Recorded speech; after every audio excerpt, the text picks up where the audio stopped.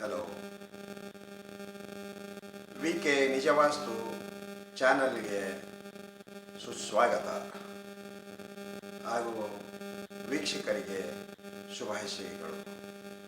ಈಗ ನಾನು 13ನೇ ಎಪಿಸೋಡು ಅಂದರೆ ಸಂಚಿಕೆಯನ್ನು ಬಿಡುಗಡೆ ಮಾಡುತ್ತಿದ್ದೇನೆ.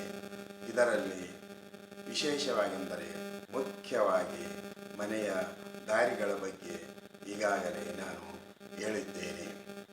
ಸರಿ, ಆದರೆ ಈಗ ದಾರಿಗಳೆಂದರೆ ಪದೇ ಪದೇ ದಾರಿಯ ಬಗ್ಗೆ ವಿಷಯವಾಗಿ ಮಾತನಾಡುತ್ತಿದ್ದಾರೆ ಎಂದರೆ ತಮಗೆ ಅನ್ನಿಸಬಹುದು.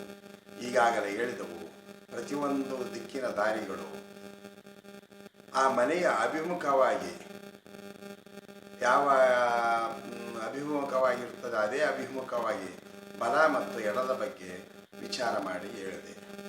ಇಲ್ಲಿ ಏನೆಂದರೆ ಇದು ಒಳ್ಳೆಯ ದಾರಿಯ ಬಗ್ಗೆ ನಾವು ಉಚ್ಚ ಮತ್ತು ನೀಚದ ಬಗ್ಗೆ ಹೇಳಿದ್ದೇನೆ.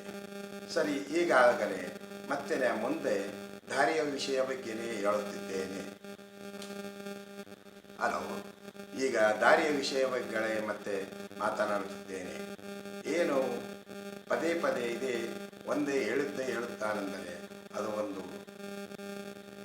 ಸಂಚಿಕೆಯು ಒಂದು ಭಾಗದಿಂದ ಸರಿಯಾಗಿ ಸವಿಸ್ತರವಾಗಿ ಹೇಳುತ್ತಾ ಹೋದರೆ ಎಲ್ಲ ವೀಕ್ಷಕರಿಗೂ ಸರಿಯಾದ ಅನುಭವಕ್ಕೆ ಬರುತ್ತದೆ ಎಂದು ಹೇಳಬಹುದು. ಇದು ದಾರಿಯ ವಿಷಯವಾಗಿ ಕೊನೆಯಲ್ಲಿ ಎಲ್ಲ ದಾರಿಯ ಬಗ್ಗೆ ಸಂಪೂರ್ಣವಾದ ವಿವರವನ್ನು ಹೇಳಿ ಮುಗಿಸುತ್ತೇನೆ. ಈಗ ಅದೇ ರೀತಿ ಪ್ರಥಮವಾಗಿ ಮತ್ತೆ ಅದೇ ಉತ್ತರ ದಿಕ್ಕಿನ ದಾರಿಯ ಬಗ್ಗೆ ಹೇಳುತ್ತಿದ್ದೇನೆ, ರಸ್ತೆಯ ಬಗ್ಗೆ ಹೇಳುತ್ತಿದ್ದೇನೆ. ಏನೆಂದರೆ ಉತ್ತರ ದಿಕ್ಕಿನಲ್ಲಿ ಮನೆಯ ಉತ್ತರ ದಿಕ್ಕಿಗೆ ಇದ್ದಾಗ ಅದರ ಮುಂದೆ ಹೋಗಿರುವಂಥ ರಸ್ತೆ ಪೂರ್ವ ಮತ್ತು ಪಶ್ಚಿಮದ ವಾಯು ಭಾಗವಾಗಿ ಹೋಗಿರುತ್ತದೆ. ಈ ಪೂರ್ವ ಮತ್ತು ಪಶ್ಚಿಮದ ಭಾಗದ ರಸ್ತೆಯು ಅತ್ಯಂತ ಶುಭದಾಯಕ. ಯಾವ ಭಾಗದಲ್ಲಿ ಎಡಭಾಗದಲ್ಲಿ ಹೋದರೂ ಬಲಭಾಗದಲ್ಲಿ ಹೋದರೂ ಅದು ಉತ್ತರದಲ್ಲಿ ಮುಂಭಾಗದಲ್ಲಿ ರಸ್ತೆಯು ಸಮತಟ್ಟವಾಗಿ ಸರಿಯಾಗಿ ರಸ್ತೆಯು ನಡೆದಿದ್ದರೆ ಅದು ಅತ್ಯಂತ ಒಳ್ಳೆಯ ಶುಭ ಫಲವನ್ನೇ ಕೊಡುತ್ತದೆ. ಬಹಳ ಗಮನವಿಟ್ಟು ಕೇಳಿ. ಉತ್ತರ ದಿಕ್ಕಿನ ಮುಂದಿನ ಭಾಗದ ಪೂರ್ವ ಮತ್ತು ಪಶ್ಚಿಮದ ಅಭಿಮುಖವಾಗಿ ಸರಿಯಾಗಿ ಅದು ಹೋಗಿತ್ತು ಅಂದರೆ ನಡೆದಿತ್ತು ಆ ದಾರಿ ಅಂದರೆ ಅದರಲ್ಲಿ ಒಳ್ಳೆಯ ಶುಭ ಫಲಗಳೇ ಸಿಗುತ್ತವೆ. ಒಂದು ವೇಳೆ ಅದೇ ರಸ್ತೆಯು ಸ್ವಲ್ಪ ಅಂಕುಡೊಂಕಾಗಿ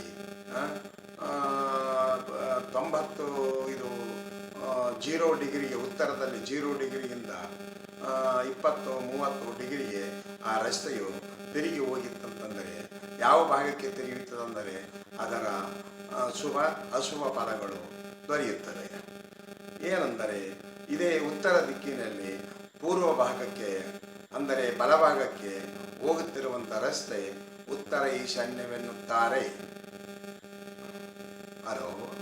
ಉತ್ತರ ಈಶಾನ್ಯವೆನ್ನುತ್ತಾರೆ. ಆ ಪೂರ್ವ ಈಶಾನ್ಯವೆನ್ನುತ್ತಾರೆ. ಅದಕ್ಕೆ ಆ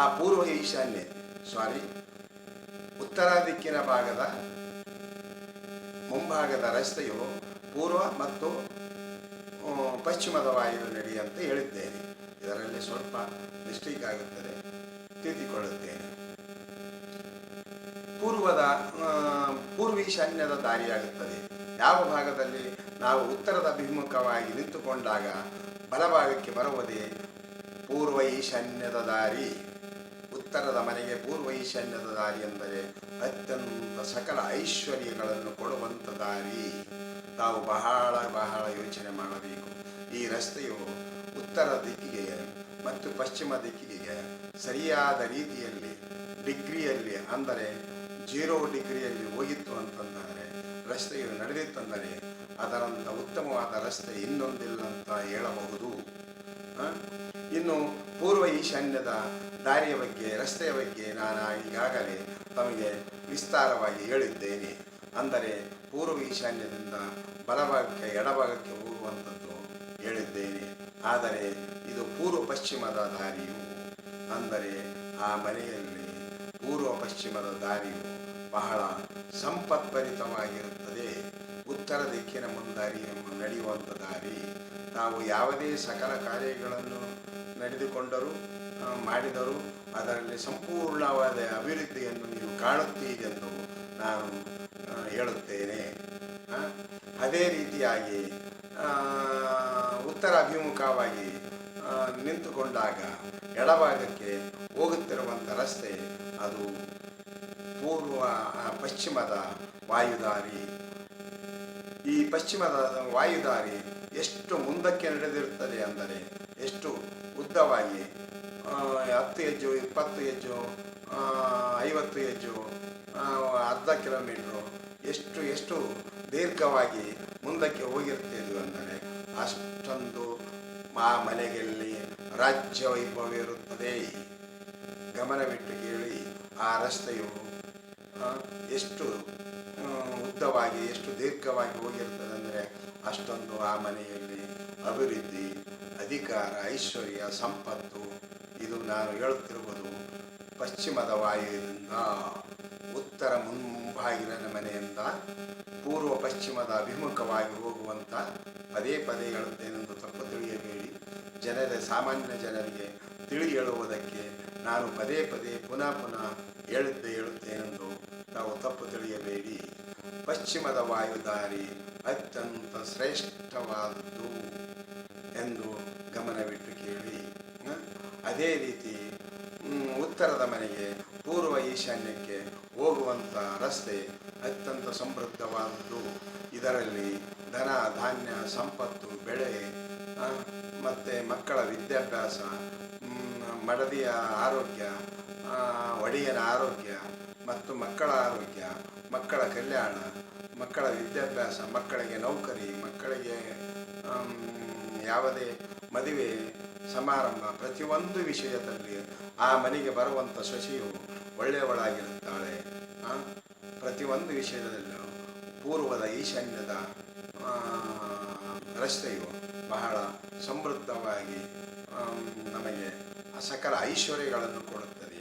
ಅದಕ್ಕೆ ತಾವು ನಿಮ್ಮ ಸ್ಥಳವನ್ನು ತೆಗೆದುಕೊಳ್ಳುವ ಕಾಲಕ್ಕೆ, ಅಂದರೆ ಪ್ಲಾಟ್ಗಳನ್ನು ತೆಗೆದುಕೊಳ್ಳುವುದಕ್ಕೆ ನೀವು ಬಹಳ ಗಮನವಿಟ್ಟು ಉತ್ತರದ ಮುಂಭಾಗಿಲಿನ ಮನೆಗೆ ಉತ್ತರದ ಮುಂದಿನ ರಸ್ತೆಯು ಯಾವ ದಿಕ್ಕಿಗೆ ಹೋಗಿದೆ ಎಂದು ವಿಚಾರ ಮಾಡಿ ನೋಡಿ ತೆಗೆದುಕೊಳ್ಳಬೇಕು.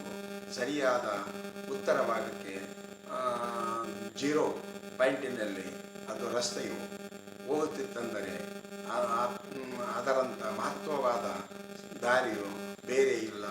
ಯಾವುದೇ ಮನೆಗೆ ಮುಖ್ಯವಾಗಿ ಒಳಭಾಗದಲ್ಲಿ ನೀನು ಮನೆ ಹೇಗೆ ನಿರ್ಮಿಸಿಕೊಂಡರೂ ಮುಖ್ಯವಾದ ವಿಷಯವೆಂದರೆ ಆ ಸ್ಥಳಕ್ಕೆ ದಾರಿಯ ನಡೆಗೆ.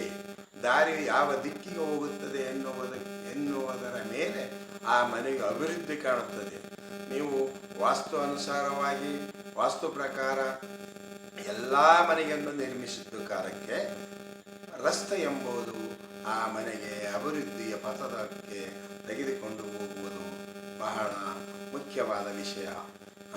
ಅದೇ ರೀತಿ ಆ ಮನೆಯು ಎಷ್ಟೇ ಚೆನ್ನಾಗಿ ಕಟ್ಟಿದ್ದರೂ, ಎಷ್ಟೇ ದುಡ್ಡು ನೀವು ಬಂಡವಾಳ ಹಾಕಿ ಇನ್ವೆಸ್ಟ್ಮೆಂಟ್ ಮಾಡಿ ಮನೆಯನ್ನು ಎಷ್ಟು ಸುಂದರವಾಗಿ ಕಟ್ಟಿದ್ದರೂ ಅದು ಕೇವಲ ರಸ್ತೆ ಸ್ವಲ್ಪ ಯಾವುದೇ ಪಕ್ಕಕ್ಕೆ ವಾಲಿತೆಂದರೆ ಅದು ಸಂಪೂರ್ಣವಾಗಿ ಚೆನ್ನಾಗಿ ಇರುವುದಿಲ್ಲ. ಆ ರಸ್ತೆಯು ಯಾವ ಭಾಗಕ್ಕೆ ಒಳ್ಳೆಯದೆ ಎಂಬುದು ವಾಲಿದೆ ಎಂಬುದು ಬಹಳ ಗಮನವಿಟ್ಟು ನೋಡಿಕೊಳ್ಳಬೇಕು. ನೀವು ನಿಮ್ಮ ಪ್ಲಾಟ್ಗಳನ್ನು ತೆಗೆದುಕೊಳ್ಳುವ ಕಾಲಕ್ಕೆ ಉತ್ತರ ಭಾಗದಲ್ಲಿ 0 ಡಿಗ್ರಿಗೆ ಬಂದಿತ್ತೆ ಅಂತಂದರೆ ಅದು ಅತ್ಯಂತ ಒಳ್ಳೆಯ ರಸ್ತೆ. ಎರಡೂ ಭಾಗದಲ್ಲಿ ಹೋಗುವಂಥ ರಸ್ತೆಗಳು ಚೆನ್ನಾಗಿರುತ್ತವೆ. ಅದೇ ಪಶ್ಚಿಮದ ಭಾಗದ ರಸ್ತೆಯು ಎಷ್ಟು ಮುಂದಕ್ಕೆ ಹೋಗಿರುತ್ತದೆ ಅಷ್ಟು ಒಳ್ಳೆಯದು. ಅದೇ ಪೂರ್ವದ ಭಾಗಕ್ಕೆ ರಸ್ತೆಯು ಎಷ್ಟು ದೀರ್ಘವಾಗಿ ಹೋಗಿರುತ್ತದೆ ಅಷ್ಟೊಂದು ಸಕಲ ಐಶ್ವರ್ಯ, ಸಂಪತ್ತು, ವೈಭವ. ಆ ವ್ಯಕ್ತಿಯು ನಾಲ್ಕು ಜನರಲ್ಲಿ ಒಳ್ಳೆಯ ನಡೆ ನುಡಿ, ಜನರೊಂದಿಗೆ ಒಡನಾಟ, ಪ್ರತಿಯೊಂದು ವಿಷಯದಲ್ಲೂ ಆ ಮನೆಯ ಮಕ್ಕಳಿಗಾಗಲಿ ಒಡೆಯನಾಗಲಿ ಆ ಮನೆಗೆ ಒಡತಿಗಾಗಲಿ ಪ್ರತಿಯೊಂದು ಆ ಮನೆಗೆ ಬರುವ ನೆಂಟರಾಗಲಿ ಬೀಗರಾಗಲಿ ಒಳ್ಳೆ ಗೌರವದಿಂದ ಆ ಮನೆಯ ಒಡೆಯನಿಗೆ ಒಡತಿಗೆ ಗೌರವದಿಂದ ಕೊಡುತ್ತಾರೆ. ಅವನು ಕೊಡುಕೊಳ್ಳುವ ವ್ಯವಹಾರವು ಬಹಳ ಚೆನ್ನಾಗಿ ನಡೆಯುತ್ತದೆ. ಮುಖ್ಯವಾಗಿ ಹೇಳಬೇಕಂತಂದರೆ ಒಂದು ಮನೆಯಲ್ಲಿ ಕೊಡುಕೊಳ್ಳುವ ವ್ಯವಹಾರ ಸರಿಯಾಗಿ ನಡೆಯಬೇಕೆಂದರೆ ಮನೆಯ ರಸ್ತೆಗಳು ಚೆನ್ನಾಗಿರಬೇಕು. ಯಾವುದೇ ಮನೆಯಲ್ಲಿ ಕೊಡುಕೊಳ್ಳುವ ವ್ಯವಹಾರ ಅಂದರೆ ಕೊಟ್ಟು ಹಣ ಸಾಲ ಆಗಲಿ ಕೊಡುವುದಾಗಲಿ ತೆಗೆದುಕೊಳ್ಳುವುದಾಗಲಿ ಪ್ರತಿಯೊಬ್ಬ ಮನುಷ್ಯನಿಗೆ ಬೇಕೇ ಬೇಕು. ಅವನು ಎಷ್ಟೇ ಶ್ರೀಮಂತನಾಗಿರಬಹುದು, ಬಡವನಾಗಿರಬಹುದು, ಕೊಡುವುದಿರಬಹುದು, ತೆಗೆದುಕೊಳ್ಳೋದಿರಬಹುದು, ಸಾಲ ಮಾಡುವುದಿರಬಹುದು, ತೆಗೆದುಕೊಳ್ಳೋದಿರಬಹುದು. ಆದರೆ ಈ ರೀತಿ ಇರುವಂಥ ರಸ್ತೆಗಳಲ್ಲಿ ಅವನವನ ಯೋಗ್ಯತೆ ಅನುಸಾರವಾಗಿ ರಸ್ತೆಗಳಿಗೆ ಚೆನ್ನಾಗಿದ್ದರೆ ಕೊಡುಕೊಳ್ಳುವ ವ್ಯವಹಾರವು ಬಹಳ ಚೆನ್ನಾಗಿ ನಡೆಯುತ್ತದೆ. ಆವಾಗ ಜನರು ಅವನಿಗೆ ಒಳ್ಳೆಯ ನಡತೆ ಉಳ್ಳವನು, ಒಳ್ಳೆಯ ವ್ಯಕ್ತಿ, ಒಳ್ಳೆಯ ತತ್ವ ಸಿದ್ಧಾಂತ ಇದ್ದವನು ಎಂದು ಇಡೀ ಸಮಾಜ ತಮ್ಮನ್ನು ಗೌರವದಿಂದ ನೋಡುತ್ತದೆ. ಏನು ಉತ್ತರ ದಿಕ್ಕಿನ ಪೂರ್ವ ಈಶಾನ್ಯದ ದಾರಿಯು ಅಂತ ತಿಳಿದುಕೊಳ್ಳಬೇಕು. ಅದೇ ರೀತಿ ಪಶ್ಚಿಮದ ವಾಯುಕ್ಕೆ ಹೋಗುವಂಥ ದಾರಿ ಅದೇ ರೀತಿ ಬಹಳ ಮುಂದಕ್ಕೆ ಹೋಗಿತ್ತು ಅಂದರೆ ದೀರ್ಘವಾಗಿ ಬಹಳ ನಡಿಗೆ ಈ 10, 20 ಫೀಟು 50 ಫೀಟು ಆನಂತರ ಒಂದು ವೇಳೆ ಅರ್ಧ ಕಿಲೋಮೀಟ್ರು ಎಷ್ಟು ದೀರ್ಘವಾಗಿ ಹೋಗಿರುತ್ತದೆ ಆ ಮನೆಗೆ ಅಧಿಕಾರ ಎಂಬುದು ಬಹಳ ಹತ್ತಿರದಲ್ಲಿ ಇರುತ್ತದೆ ಅಂತ ಹೇಳಬಹುದು. ಎಷ್ಟು ಮುಂದಕ್ಕೆ ಎಷ್ಟು ದೀರ್ಘವಾಗಿ ಹೋಗಿರುತ್ತದೆ ಅಂತಹ ಮನೆಗೆ ಉತ್ತರ ದಿಕ್ಕಿನ ಪಶ್ಚಿಮದ ವಾಯು ದಾರಿಯು ಅತ್ಯಂತ ಶುಭದಾಯಕ ಎಂದು ನಾನು ಈ 2 ಮಾತುಗಳನ್ನು ಹೇಳಿ ತಮಗೆ ತಿಳಿದಿದೆ ಎಂದು ನಾನು ನಂಬಿದ್ದೇನೆ. ಹಾಗೂ ನನ್ನ ಈ ಚಾನಲನ್ನು ನೋಡಿದ್ದಕ್ಕೆ ಧನ್ಯವಾದ ಎಂದು ಹೇಳುತ್ತೇನೆ. ಇದರಲ್ಲಿ ನನ್ನ ಚಾನಲ್ಗೆ ಲೈಕ್ ಮಾಡಿ, ಸಬ್ಸ್ಕ್ರೈಬ್ ಮಾಡಿ ಮತ್ತು ಬೆಲ್ ಐಕಾನನ್ನು ಒತ್ತಿ ಹಾಗೂ ಕಾಮೆಂಟ್ಸ್ ಮಾಡಿ ಹಾಗೂ ಇತರ ನಿಮ್ಮ ಗೆಳೆಯರಿಗೆ ಇದನ್ನು ಶೇರ್ ಮಾಡಿ. ಕೇವಲ ನೀವು ಒಬ್ಬರೇ ನೋಡಿದ್ದರೆ ಅಲ್ಲ, ಇತರರಿಗೆ ಶೇರ್ ಮಾಡಿದರೆ ಅವರಿಗೂ ಕೂಡ ಸಹ ಇದು ತಲುಪಿದಾಗ ಅವರು ಸಹ ನೋಡಿದಾಗ ಇದು ಒಳ್ಳೆಯ ವಿಷಯವೆಂದು ಅವರು ತಮ್ಮ ಮನೆಗಳಲ್ಲಿ ಶುದ್ಧ ಮಾಡಿಕೊಳ್ಳುತ್ತಾರೆ.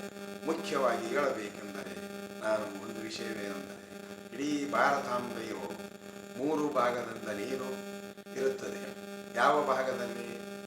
ಪಶ್ಚಿಮದಲ್ಲಿ, ದಕ್ಷಿಣದಲ್ಲಿ, ಪೂರ್ವದಲ್ಲಿ, ಈ ಆಗ್ನೇಯದಲ್ಲಿ. ದಕ್ಷಿಣದಲ್ಲಿ, ಪೂರ್ವದಲ್ಲಿ ಮತ್ತು ಆಗ್ನೇಯ ಭಾಗವಾಗಿ ಬರುತ್ತದೆ. ಆಂಧ್ರ ಪ್ರದೇಶದ ಆಗ್ನೇಯ ಭಾಗವು ಬರುತ್ತದೆ. ಯಾವ ಭಾಗದಲ್ಲಿ ನಮಗೆ ನೀರು ಇರಬಾರದು, ಹರಿಯಬಾರದು, ಅದೇ ದಿಕ್ಕಿಗೆ ನೀರು ಹರಿಯುತ್ತದೆ. ಅದೇ ರೀತಿ ನಮ್ಮ ಉತ್ತರ ದಿಕ್ಕಿನಲ್ಲೇ ಹಿಮಾಲಯ ಪರ್ವತ ಇರುತ್ತದೆ. ಅಂದರೆ ನಾವು ಉತ್ತರಕ್ಕೆ ಎತ್ತರವನ್ನು ಕಟ್ಟಿಕೊಂಡಂತೆ ಇರುತ್ತದೆ. ದಕ್ಷಿಣದಲ್ಲಿ ನೀರು ಇರುತ್ತದೆ, ಪಶ್ಚಿಮದಲ್ಲಿ ನೀರು ಇರುತ್ತದೆ.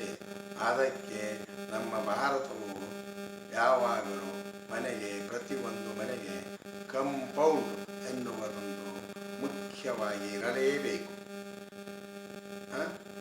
ದಿಕ್ಕಿಗನುಗುಣವಾಗಿ ನಮ್ಮ ಮನೆಯು ವಾಸ್ತುಶಾಸ್ತ್ರದ ಪ್ರಕಾರ ಆ ಮನೆಗೆ ಕಂಪೌಂಡ್ ಎಂಬುದು ನಿರ್ಮಿಸಲೇಬೇಕು.